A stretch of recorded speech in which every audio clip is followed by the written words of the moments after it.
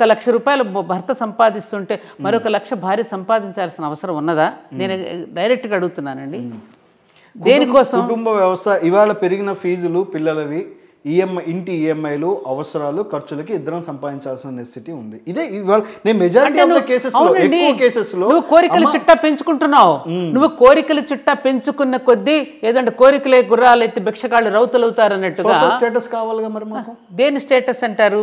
ఇప్పుడు మరి social status. పక్కింటి వాడు ఒక కారులో వచ్చాడు, వాడికి సొంత ఇల్లు ఉంది, అంటే కంపారిజన్స్, కాపురాల్లో కంపారిజన్స్ పెరిగాక ఇవి. దీనికి తోడు ముఖ్యంగా ఒక టర్మ్ ఏంటంటే, ఎక్కువ నేను కూడా ఈ కేసుల్లో విన్నది ఏంటంటే జెండర్ ఈక్వాలిటీ, ఆడమ్మగా సమానం. ఇప్పుడు సమానం అనేది వీళ్ళు ఎలా చూసుకోవాలి ఫస్ట్, ఇది తెలియట్లేదమ్మా. ఆడమ్మగా సమానం అనే కాన్సెప్ట్ని తీసుకెళ్తున్నారు, కరెక్టే. ఈ జెండర్ ఈక్వాలిటీ అనే పదం మంచిదే, కాదనట్లా. అసలు ఈ సమానత్వం అనేది ఎలా తీసుకొని వెళ్ళాలి, ఎలా అర్థం చేసుకోవాలి తెలియట్లా చాలామందికి. ఇది వాస్తవం, అబద్ధం కాదు నేను చెప్పేది. ఎక్కువ కేసెస్ అమ్మా కూర్చొని ఇవాళ నా దగ్గరికి పెళ్ళైన వాళ్ళు కూర్చొని వాళ్ళు బాధపడట్లా, వాళ్ళ తల్లిదండ్రులు రిలేటివ్స్ వచ్చి వాళ్ళు వచ్చి ఏడుస్తూ బాధపడుతూ ఏదో రకం చేసి కలపలేమా సార్ అని అడుగుతారు. కొంతమంది తల్లిదండ్రులు అలా ఉన్నారేమో, కొంతమంది తండ్రి ఎలా విడగొట్టాలో చూస్తున్నారు. ఇది ఎక్కువ కేసెస్ లో నేను చూస్తుంది ఆడపిల్ల తల్లుల పాత్ర ఉంటుంది మీరు చెప్పిన దాంట్లో. 100% ఆడపిల్ల 100%. ఎందుకంటే 2 రకాలుగా ఆడపిల్లని పెంచుతారు. ఒకళ్ళేమో ప్యాంపర్ చేసి పెంచుతారు, ఇంకొకళ్ళేమో పద్ధతిగా ప్రాపర్గా ఇలానే కాపురం ఇలా సిస్టమ్ ఇలా అని చెప్పే తల్లులు. ఈ 2 రకాలుగా నేను చూశానమ్మా. ఈ ప్యాంపరింగ్ చేసి పెంచుతారు చూసారు ఆడపిల్లల్ని, ఇవి ఎక్కువ కాపురాలు చెడిపోతున్నాయి వాళ్ళు. నేను ఒక్కటేనండి దీనికి కారణం. చదువు, జ్ఞానం, విజ్ఞానం, వివేకం, మూడింటికి తేడా ఉందా? ఖచ్చితంగా. నాలెడ్జ్కి వివేకానికి తేడా ఉందా లేదా? ఉంది. తెలుసుకోవటం అనేటటువంటిది విజ్ఞానం. వైజ్ఞానికంగా ఎదిగిపోయాం అంటున్నాం ఇవాళ. అవును. వైజ్ఞానికంగా ఎంత ఎదిగిపోయినా జీవితం ఉందిగా నీకు. జీవితం వేరు, జీవనం వేరుగా. నువ్వు సంపాదిస్తున్నావు జీవన భృతి కోసం.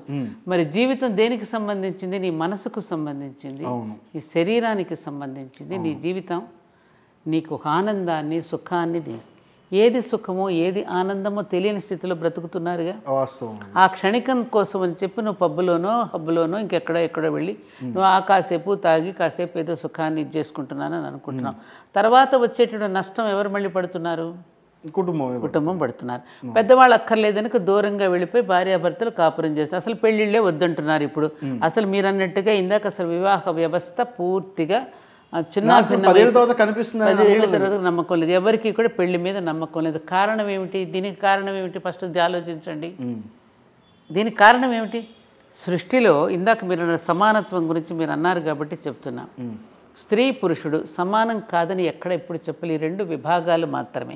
ఈ విభాగాల మధ్య దేని విభేదం ఎందుకు వచ్చింది? ఈ విభాగాలు లేకపోతే సృష్టి నడవదు, సృష్టి నిలవదు. Marriage is not for recreation, it is for creation అనేది పెట్టారు, అవునా కదా? అవును, వాస్తవం. దానికి కొన్ని ఆరోగ్యకరమైన ఒక నియమాలను పెట్టారు. దాంపత్య ధర్మం అనేది ఒక యజ్ఞము, ఇది ఒక పవిత్ర యజ్ఞము. ఆ పవిత్ర యజ్ఞం నుంచి రావలసినటువంటి ఫలాలు ఎటువంటివిగా ఉంటాయో మనకు చెప్పారు. ఎటువంటి సంతానం ఏ టైంలో చూసినా అవన్నీ నేను విప్పి చెప్పనక్కర్లే మీకు. హిరణ్యకశిపుడు, హిరణ్యాక్షుడు, ప్రహ్లాదుడు, ఈ ఉదాహరణలన్నీ మనకి ఇచ్చి చెప్పారు కదా. మరి వివాహం చేసుకునే మంత్రాల అర్థం ఏమిటి? ధర్మేచ అర్థేచ కామేచ, మరి ఇవన్నీ ఏమిటి? నాతి చరామి నాతి చరితవ్య. మరి ఎందుకు ఊరికే ఆ క్రతువు తంతుగా మారిపోతుంది కాబట్టి వస్తున్నాయి. మరి అర్థాలు మాకు తెలియలేదు ఆనాడు కూడా, మరి మేము ఎలా జీవించగలిగాం? అవును, ఇప్పుడు మీరు అన్నారు కదా ఈ తంతు తెలియట్లేదంటే అసలు వివాహం ఎందుకు చేసుకుంటున్నామో తెలియని స్థితి. వాస్తవం చెప్తున్నాను. లావిష్ మ్యారేజెస్ పెరిగాయి. అంటే ఎంత ఆడంబరంగా ఎంత ఖర్చు పెట్టి పెళ్లి చేస్తే అంత గొప్ప పెళ్లి జరిగినట్టు, గొప్ప కాపురం జరిగినట్టు కాదు, గొప్ప పెళ్లి జరిగినట్టు. ఇవాళమ్మా 3 నెలలకో 6 నెలలకో పెళ్ళైనా 3 నెలలకో 6 నెలలకో మనస్పర్ధలు వచ్చేసి విడాకులు కావాలని వస్తారు. ఫస్ట్ వచ్చే క్వశ్చన్ ఏంటి తెలుసా? నా దగ్గరికి ఎక్కువ శాతం అనేవాళ్ళు, ముందు మ్యారేజ్ ఎక్స్పెన్సెస్ తీసుకోండి మగపిల్లాడి దగ్గర. ఫస్ట్ అడిగేది ఆడపిల్ల వాళ్ళ వైపే. మేము పెళ్లికి ఇంత ఖర్చు పెట్టామండి, ఇంత గ్రాండ్గా ఇంత ఫంక్షన్ హాల్ తీసుకున్నాను, నేను 30 లక్షలు పెట్టి పలానా ఫంక్షన్ హాల్ 30 లక్షలు పెట్టినాడు 60 లక్షలు డిమాండ్ చేస్తాడు. పెట్టి తీసుకున్నాను, ఇంత బంగారం పెట్టాను, ఇంత పెట్టుకున్నాను, నాకు ఈ మ్యారేజ్ ఎక్స్పెన్సెస్ అన్ని వచ్చేయాలని ముందు అడిగేది ఆడపిల్ల తల్లిదండ్రులు. 100%. ఇంత ఖర్చు పెట్టి చేసిన డబ్బులు పోయినా నా బిడ్డ పోనీ పిల్లలిద్దరూ కలిసి ఉండాలి అని రావట్లా. అసలు ఆ దిశగా ప్రయత్నం జరగట్లా, వ్యాపారంగా మారిపోయింది అది. ఏది వివాహ వ్యవస్థ పూర్తి స్థాయి వ్యాపార దృక్పథంతో అంటే ఇవాళ చట్టాలు ఇవాళ ఈ రోజున జరిగే వివాహాలన్నీ ఆర్థిక సంబంధాలే, నాట్ హార్దిక సంబంధాలు కాదు. ఆర్థికంగా లేవు, ఆర్థికంగా అంతే.